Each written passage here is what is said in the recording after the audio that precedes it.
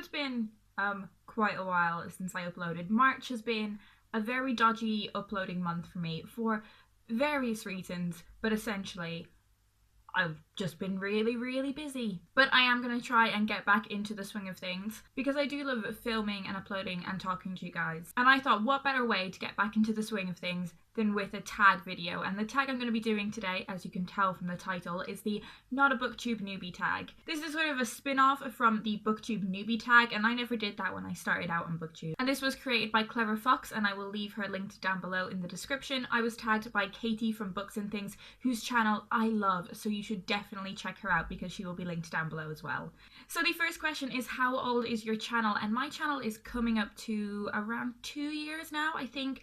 I uploaded my first video towards the end of May or the start of June, and it wasn't really a booktube video. I'd been asked a couple of times on Tumblr and other social media sites to do a video about like a guide to passing the English exam for the Leaving Cert. They are the final exams you do in Ireland, like when you're 18, and everyone does the English paper, and I did quite well. So people were asking me if I could do something with tips and tricks for that, and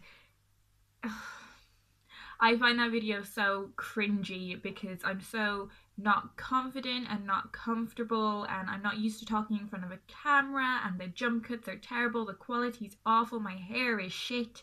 But it's also my most viewed and therefore arguably successful video if you measure success by that. I don't really measure success by views, I measure it by how proud I am of producing something. And part of me kind of wants to take it down, but if it's helping some people, then I guess I'll keep it up.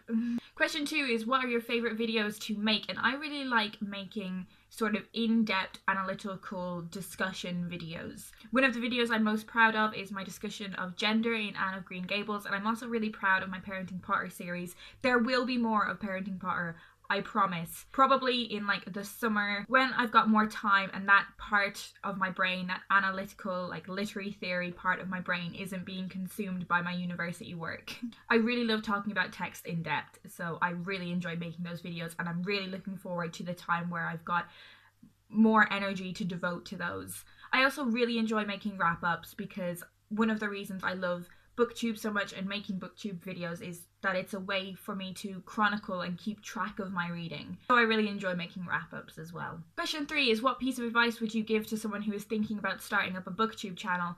I would echo the advice that everyone gives to this question, which is please just do it. It is definitely worth doing, and it's definitely a great way to spend your time. But another piece of advice I would give that is slightly more specific: you don't need to read Sarah J. Maas or Cassandra Clare. You just don't need to do it. If you want to, that's your choice, but I felt like a huge amount of pressure to read these authors that I wasn't necessarily interested in because I felt like everyone else on Booktube was reading them. And that's not actually the case. It's just certain areas of Booktube are reading them, and I think Booktube completely changes your way of reading. It totally expands what you're interested in, which is a good thing.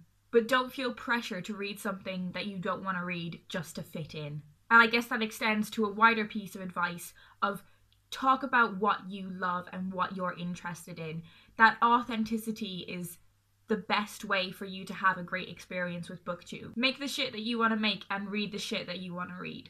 Question 4 is, since joining Booktube, have there been any unforeseen challenges? Yes, I think March is a great example of those unforeseen challenges in that I just haven't really had the time to make videos. The busyness of March kind of took me by surprise. You know, other times where I've known I wouldn't have time to film videos, like in the next couple of weeks, I've been able to like pre-film and have those in my back pocket, but this has just totally taken me by surprise, so I didn't have anything pre-filmed that I could upload. So the amount of time it takes up has been an unforeseen challenge. Not just the process of filming and editing and uploading, but also keeping up with the community does take a lot of time. I generally have like 100+ videos in my watch later, and while it's incredibly enjoyable to absorb the content of everyone else who is creating on Booktube, it is very time consuming. Question 5 is, what is your favourite book or series that you have read because of Booktube? And as I mentioned previously, Booktube has completely changed how I read and how I select what I want to read. It's expanded the literature that I know about so much. So I would probably say that all of my favorite books of the past couple years are books that I've read because of Booktube.